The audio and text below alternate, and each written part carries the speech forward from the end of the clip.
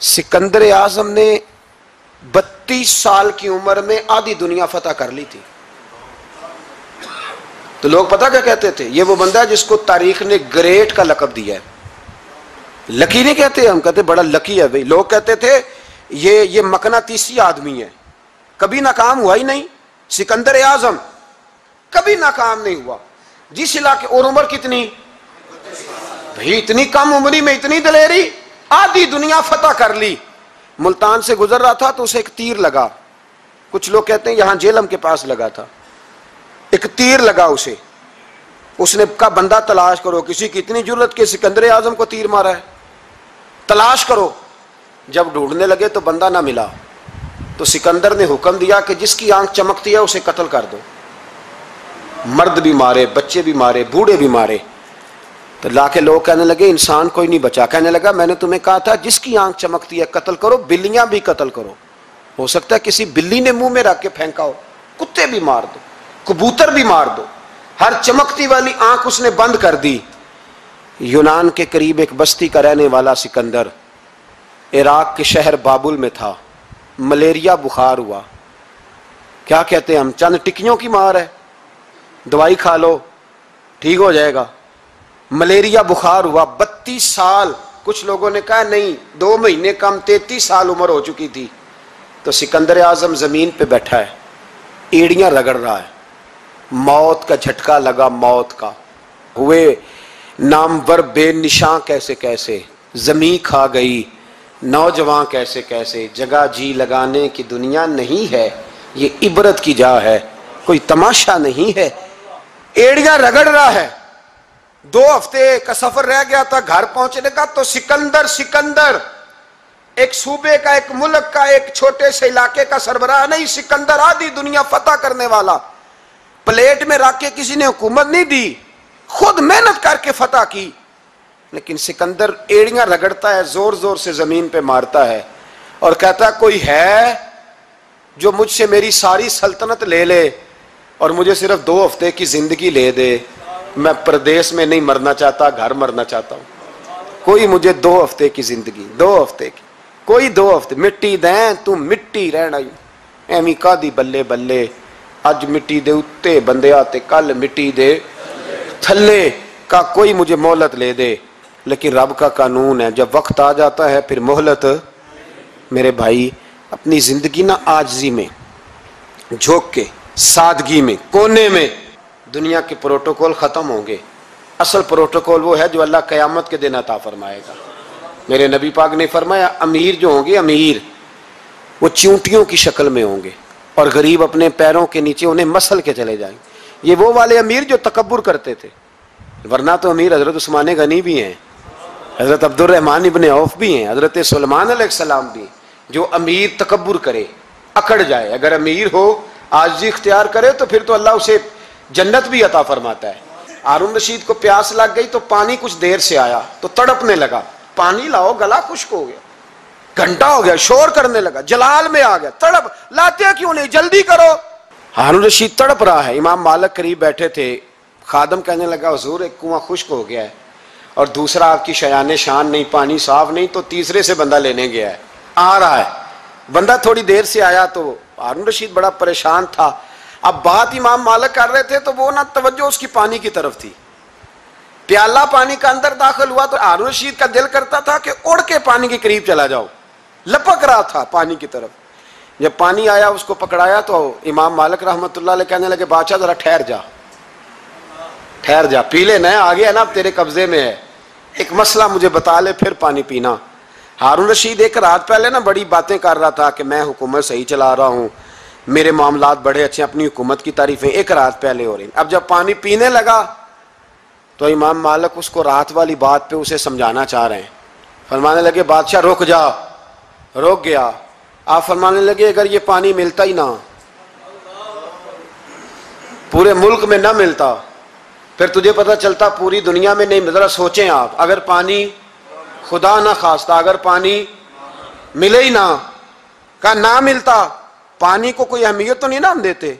نلکا کھلا ہے تو کھلا ہے، اور اگر ملے نہ تو ہماری بنیادی ضرورت ہے پانی. ایک قدم نہ لوگ چل سکے. کہا ہارون رشید اگر ملے ہی نہ اور اگر تجھے لینا پڑے ایک پیالہ پانی کا تو کیا دے کے لے گا؟ کہنے لگا میں اپنی آدھی سلطنت دے دوں گا، آدھی حکومت اور پانی کا پیالہ لے لوں گا۔ امام صاحب فرمانے لگے چل سمجھ میں آ گیا، پی لے پانی۔ اس نے پی لیا تو پیا اس طرح کہ پانی پیالہ منہ سے لگایا تو اتارا تب بھی جب ختم ہو گیا تو امام صاحب فرمانے لگے پی لیا کہ پی لیا؟ فرمانے لگے ایک مسئلہ اور بتا، اب اگر تو نے پانی پی لیا تیرا پیشاب بند ہو جائے، یہ پانی پینے کے بعد پھر پیشاب آنا بھی ضروری ہے، اگر بند ہو جائے تو پھر کیا دے گا؟ تو امام صاحب کی طرف غور سے دیکھنے، فرمانے لگے سوچ کے بتانا۔ کہنے لگا حضور آدھی سلطنت باقی کی بھی دے دوں گا۔ تو امام صاحب نے رومال اٹھایا کندھے پہ رکھا، چلنے لگے۔ کہاں جا رہے ہو؟ فرمانے لگے اس بادشاہ کے پاس کیا بیٹھنا جس کی پوری سلطنت کی قیمت پانی کا ایک پیالہ ہے۔ ایک پیالہ پانی کا اگر نہ ملے تو آدھی گئی اور پیشاب نہ آئے تو باقی بھی۔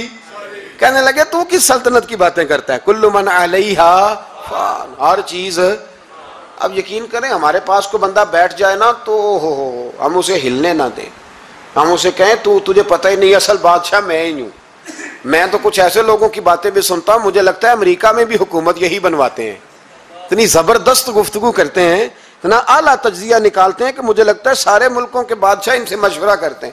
اس قدر زیادہ ہم نے اپنے آپ کو تن کے بڑا کر لیا ہے۔ کنٹرول میں رہیں، کنٹرول میں۔ ہلاکو خان نے بڑے لوگ مروائے تھے، بڑے، بغداد میں 20 لاکھ آدمی قتل کروایا اس نے، 20,000 نہیں میں نے کہا، ذمہ داری سے حوالہ دو، کتنے لوگ بولیے؟ 16 لاکھ آدمی اس نے تلوار سے مروایا۔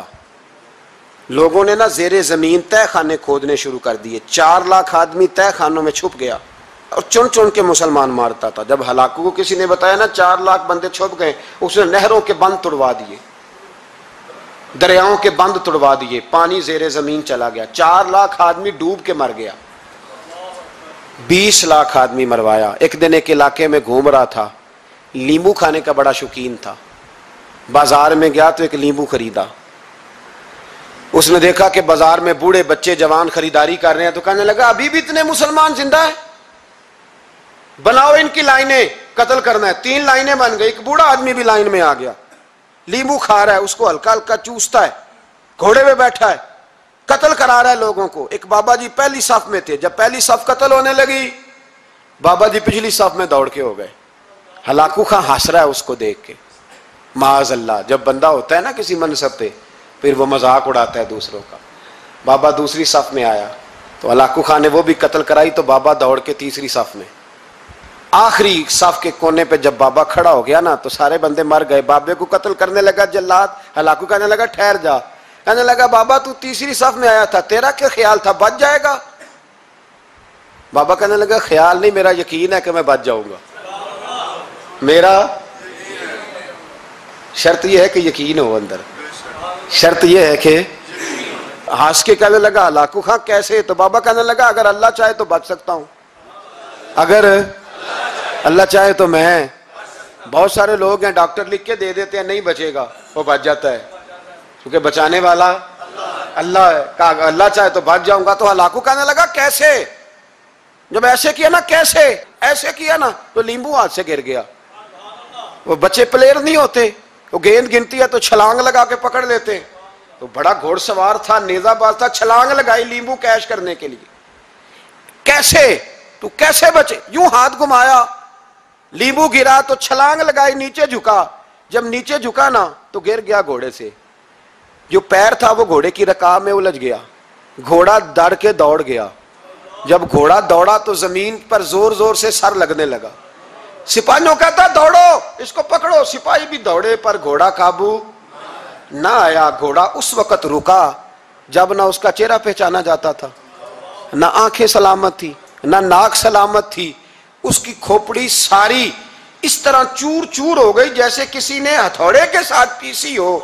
ہلاکو کی لاش سے خون بہ رہا تھا، بابا ہنس رہا تھا۔ ایک سپاہی کہنے لگا بابا تو کیوں؟ کہنے لگے میں اپنے رب کی قدرتوں پہ مسکرا رہا ہوں۔ کل من علیہا فان ویبقی وجہ ربک ذو الجلال والاکرام۔ میں نے اسے سمجھایا تھا کہ بچانے والا بچا لیا کرتا ہے، تو اس نے مجھے